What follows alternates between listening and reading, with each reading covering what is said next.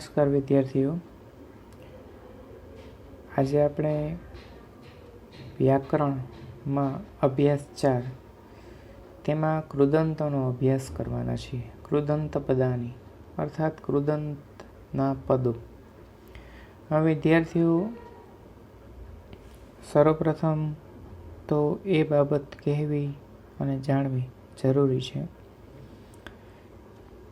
કે કૃદંત જે છે વિદ્યાર્થીઓ તે ધોરણ 9માં કેટલા આવે છે.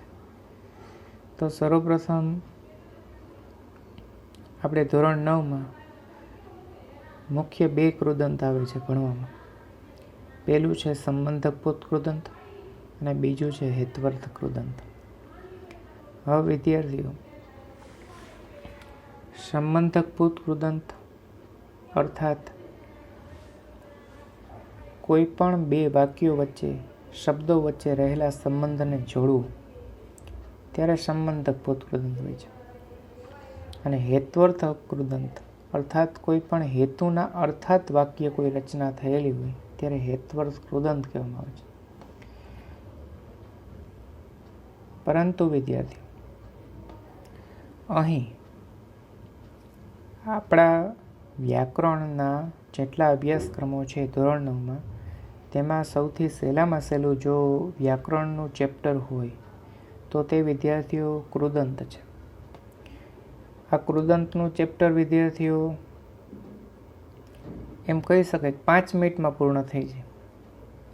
કારણ કે માત્ર ને માત્ર આ કૃદંતમાં સમજવાનું, જાણવાનું અને પૂછવાનું પરીક્ષામાં શું આવશે એટલું જ આપણા માટે ઇનફ છે.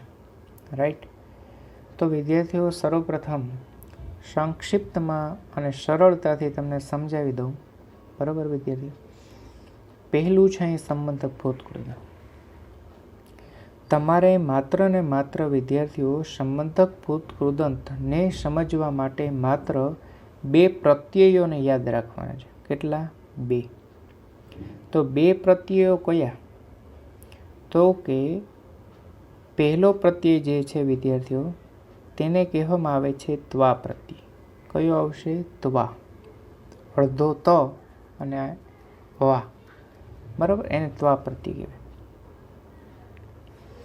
અર્થાત તેની વ્યાખ્યા પણ કહી દઉં વિદ્યાર્થીઓ. જે ધાતુની જોડે ત્વા પ્રત્યય જોડાયેલો હોય ત્યારે તેને સંબંધકભૂત કૃદંત કહેવામાં આવે છે. વિદ્યાર્થીઓ, અહીં ઉદાહરણ આપ્યું છે. વિનીતા ભોજનમ કૃત્વા વિદ્યાલયમ ગચ્છતિ. તો એનું ગુજરાતી જોઈએ. વિનીતા ભોજન કરીને વિદ્યાલય જાય છે. અહીં વિદ્યાર્થીઓ 2 ઘટના બની. શું?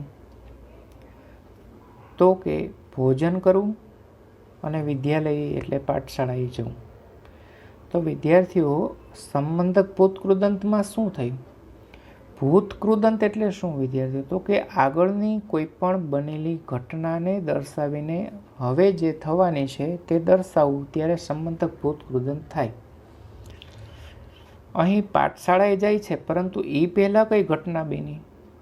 તો કે ભોજન કરવાની. એટલા માટે સંબંધ થયો. કોનો?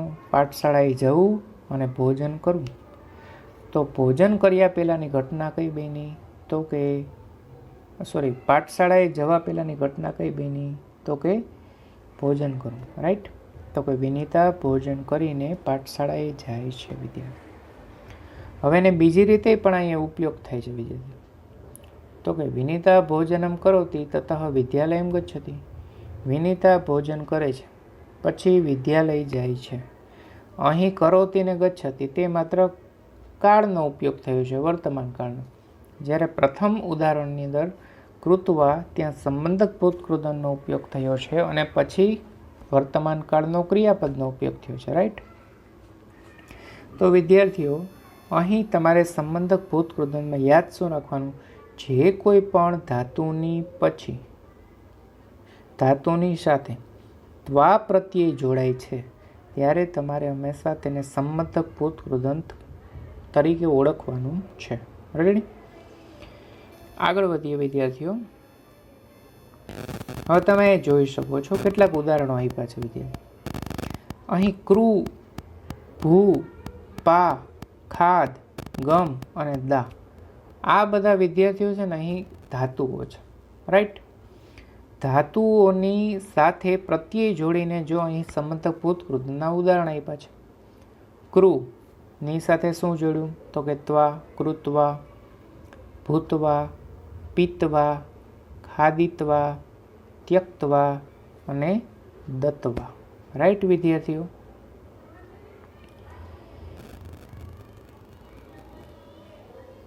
હવે વિદ્યાર્થીઓ અહીં થોડાક નિયમ જાણી લઈએ.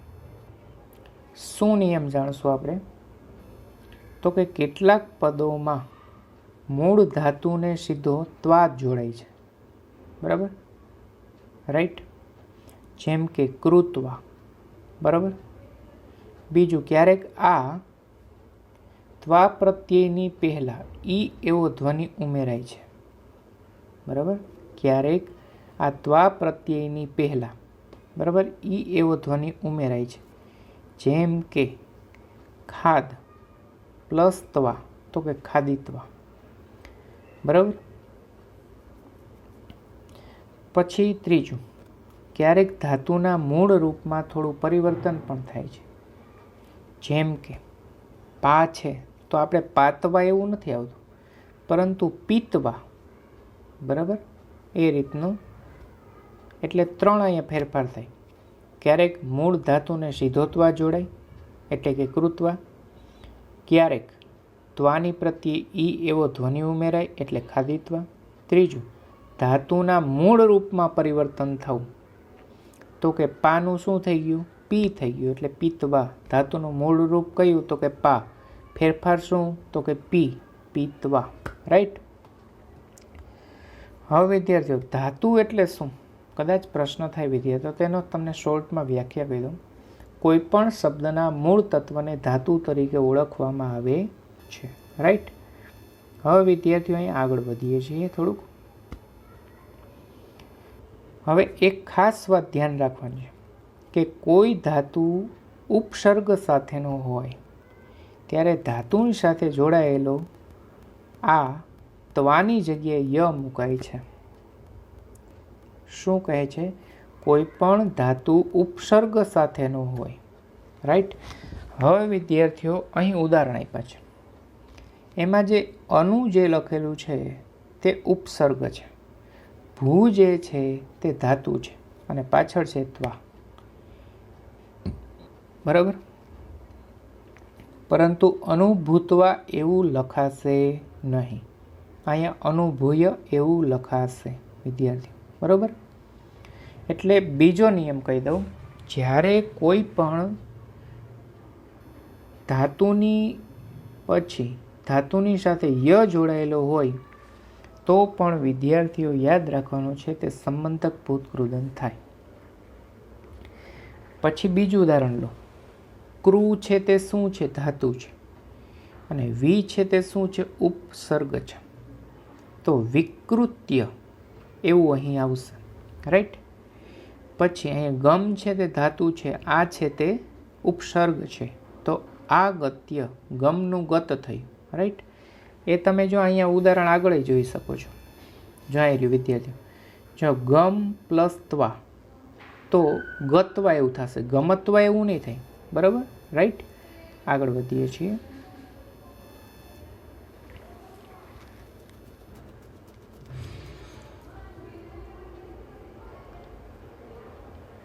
હવે આગળ વધીએ વિદ્યાર્થીઓ.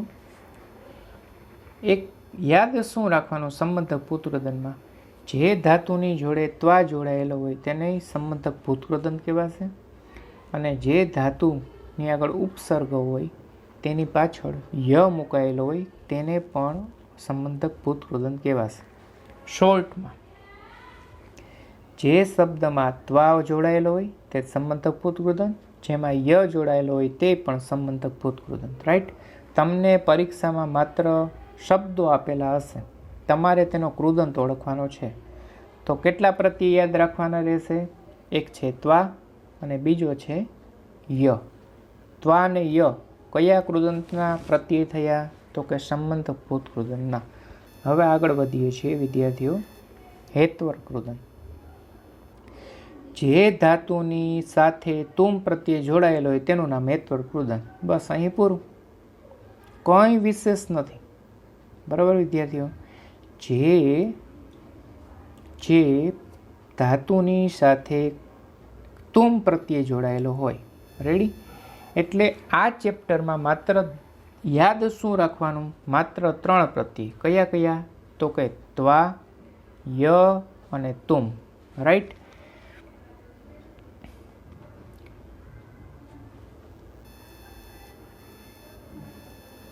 હવે તમે જોઈ શકો છો વિદ્યાર્થીઓ અહીં. બરાબર? તો કે પહેલું ઉદાહરણ છે પા પ્લસ તુમ પાતુમ, દા પ્લસ તુમ દાતુમ, ભૂ પ્લસ તુમ ભવિતુમ, ખાદ પ્લસ તુમ ખાદિતુમ, ક્રુ પ્લસ તુમ કરતુમ, ગમ પ્લસ તુમ ગંતુમ. રાઈટ? આગળ વધીએ વિદ્યાર્થીઓ. હવે આવે છે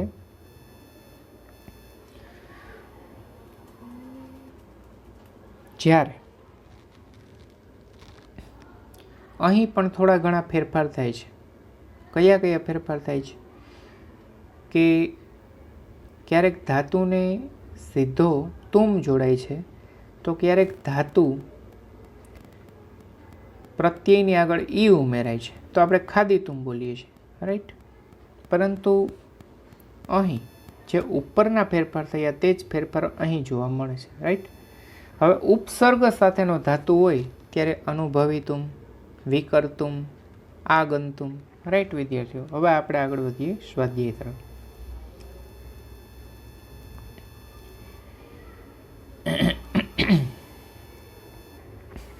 સ્વાધ્યાય જોઈએ. અધોલિખિતાનામ કૃદંત પદાનામ પ્રકારમ લિખતમ. નીચે લખેલા કૃદંતના પદોના પ્રકાર લખો. કૃદંત પદોના પ્રકાર. જો વિદ્યાર્થીઓ, ગત્વા. ત્વા પ્રત્યય શેનો છે? તો કે સંબંધકનો. તો પહેલાનો જવાબ શું આવશે? સંબંધક ભૂત કૃદંત. બીજામાં શું છે? પાતુમ. તો કે પાતુમ એ વિદ્યાર્થીઓ કોઈ કૃદંતનો પ્રકાર પ્રત્યય છે તો કે હેતવર્કનો, તો તેમાં લખો હેતવર્ક કૃદંત. ત્રીજું રક્ષિતુમ. તુમ પ્રત્યય કોનો છે? તો કે હેતવર્કનો, તો તેમાં લખો હેતવર્ક કૃદંત. પછી સમાગત્ય. જો વિદ્યાર્થીઓ અહીંયા ભૂલ કરવા નથી, ય પ્રત્યય આવ્યું, તો ય પ્રત્યય કઈ કૃદંતનો છે? તો કે સંબંધકનો, તો તેમાં લખો વિદ્યાર્થીઓ સમાગત્યમાં સંબંધક ભૂત કૃદંત. હવે વિદ્યાર્થીઓ પ્રશ્ન નંબર 2. નીચે લખેલા પદોમાં સંબંધક ભૂત કૃદંતના પદોને પસંદ કરો. તો એના માટે તમને પ્રત્યય સંબંધક ભૂત કૃદંતના આવડવા જોઈએ. કયા કયા છે? ત્વા ને ય. તો ગોતો આમાંથી ત્વા ને ય. પહેલું અવલોક્ય, ત્રીજું ભૂતવા, ચોથું વિહસ્ય. બસ આટલા. તો બાકીના શેના રહ્યા? એ હેતવર્કના છે. રાઈટ? હવે પ્રશ્ન નંબર 3. નિમ્નલિખિતાનામ કૃદંતાનામ પ્રત્યય નિર્દેશમ પૂર્વકમ પ્રકારમ લિખત. શું કહે છે અહીં વિદ્યાર્થીઓ? કે નીચે લખેલા કૃદંતોના પ્રત્યયનો નિર્દેશપૂર્વક પ્રકાર લખો. બરાબર? તો વિદ્યાર્થીઓ અહીં તમને તે લખતા જાજો, હું લખાવું છું. તો જ્યારે લખવાની બાબત આવે પ્રત્યય, તો વિદ્યાર્થીઓ ત્યારે તમારે માત્ર તુમ એવો પ્રત્યય નથી લખવાનો. તો શું લખવાનું? તુમંત અવ્યયમ. પહેલામાં લખો તુમંત અવ્યય. બીજામાં લ્યંબંત અવ્યય. રિપીટ, લ્યંબંત અવ્યયમ. આ બધા માત્ર આપણે પ્રત્યય બોલે પરંતુ એ અવ્યય છે. બરાબર? પછી ત્રીજામાં પરિત્યજ્ય. ત્રીજું છે ને, એમાં ય પ્રત્યય આવ્યું, તો તેમાંય પણ શું આવશે? લ્યંબંત, લ અડધો, ન અડધો, લ્યંબંત અવ્યયમ. રાઈટ? પછી ચોથું છે ગંતુમ, તો તેની અંદર શું આવશે? તુમંત અવ્યયમ. તુમ પ્રત્યય છે, તુમંત અવ્યયમ.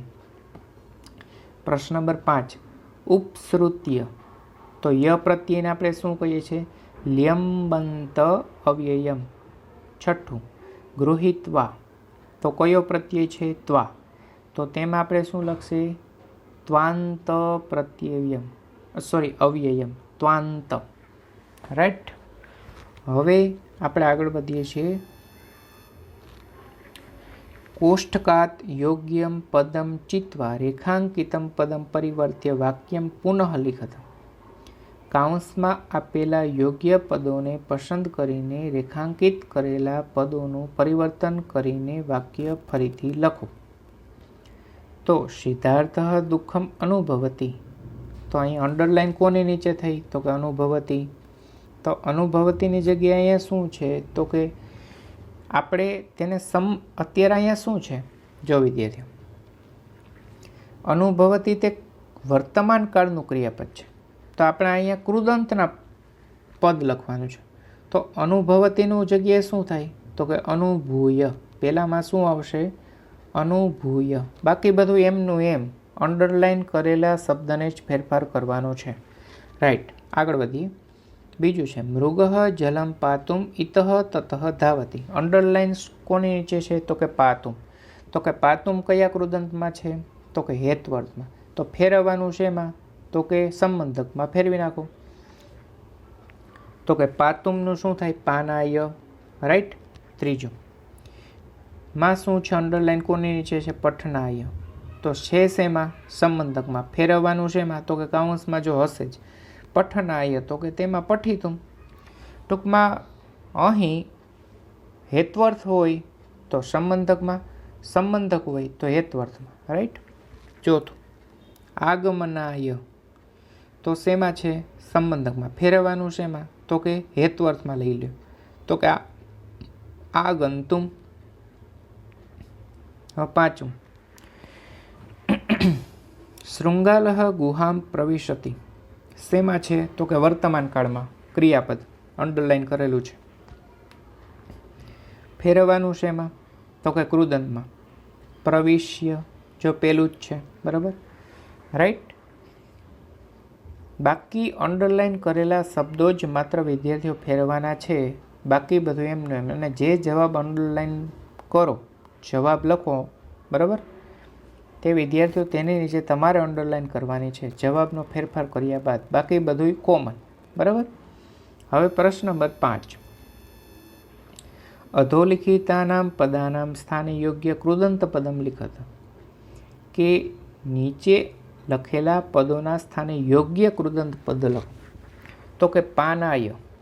તો કે પાનાય અર્થાત તેમાં આવશે, અહીં સંબંધક છે વિદ્યાર્થીઓ, બધા વિદ્યાર્થીઓ સંબંધક ભૂત કૃદંત છે. તો તેની જગ્યાએ આપણે હેત્વર કૃદંત મૂકી દેવાના છે. તો કે પાનાય, તો કે પાનાય છે, તો તેની જગ્યાએ હેત્વર કૃદંતનો પ્રત્યય કયો? તો કે તુમ. તો તેમાં શું આવશે? પાતુમ.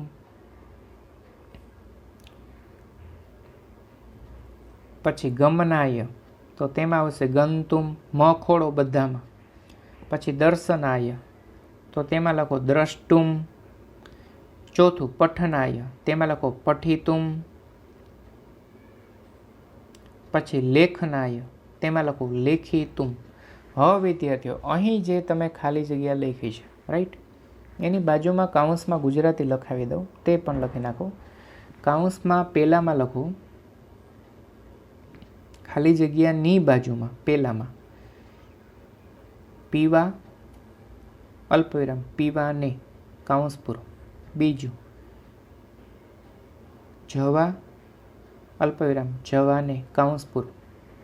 ત્રીજું કાઉન્સમાં લખજો જોવા અલ્પવિરામ જોવાને કાઉન્સ પૂરો. ચોથું કાઉન્સમાં ભણવા વાંચવા અલ્પવિરામ ભણવાને વાંચવાને કાઉન્સ પૂરો. પાંચમું કાઉન્સમાં લખો લખવા અલ્પવિરામ લખવાને કાઉન્સ પૂરો. સમજાણું વિદ્યાર્થીઓ? તમારે પરીક્ષામાં પૂછાશે શું તે માટે કહી દઉં. તમને કોઈ પણ પદ આવેલું હશે, તમારે માત્ર તેનો કૃદંતનો પ્રકાર ઓળખવાનો છે વિદ્યાર્થી. દાખલા તરીકે પરીક્ષામાં કેવું પૂછાય? નીચે આપેલા પદોનો કૃદંતનો પ્રકાર ઓળખાવો. તો તમને એમ પ્રશ્ન પૂછ્યો ક્ષંતુમ, કૃદંત ઓળખાવો. તો સાવ સહેલું છે, હેત્વર કૃદંત. પછી આપ્યું હોય ઉપશ્રુત્ય, કૃદંતનો પ્રકાર ઓળખાવો. તો કે સંબંધક પોત કૃદંત. યાદ શું રાખવાનું વિદ્યાર્થીઓ? માત્ર અવ્યયો. કયા કયા? 3. રિપીટ કરો. સંબંધકમાં ત્વા અને ય, હેત્વર્થમાં તુમ. બસ આટલું જ યાદ રાખવાનું છે આ ચેપ્ટરમાં. બીજું કંઈ વધારે અહીંયા કંઈ ઊંડું ઉતરવાનું નથી. રાઈટ. અહીં આપણું કૃદંતનું ચેપ્ટર પૂર્ણ કરીએ છીએ. તમારે આ પરીક્ષામાં, સત્રાંતની પરીક્ષામાં વિદ્યાર્થીઓ આ કૃદંતના પ્રકારો પૂછાવાના છે. રાઈટ. એટલે તમારાને યાદ રાખવાનું છે. નંબર 2, ધોરણ 10માં પણ વિદ્યાર્થીઓ કૃદંતનું ચેપ્ટર આવે છે, પરંતુ ત્યારે પ્રત્યય વધી જશે. પરંતુ આ અત્યારે સંબંધક અને હેત્વર્થ એને તમારે ભૂલી જવા નથી. ધોરણ 10માં પણ પૂછાય છે. રાઈટ. એટલે એને યાદ રાખવાના છે. તો અહીં આપણે આ કૃદંતનું ચેપ્ટર છે તેને પૂર્ણ કરીએ છીએ. Thanks for watching video.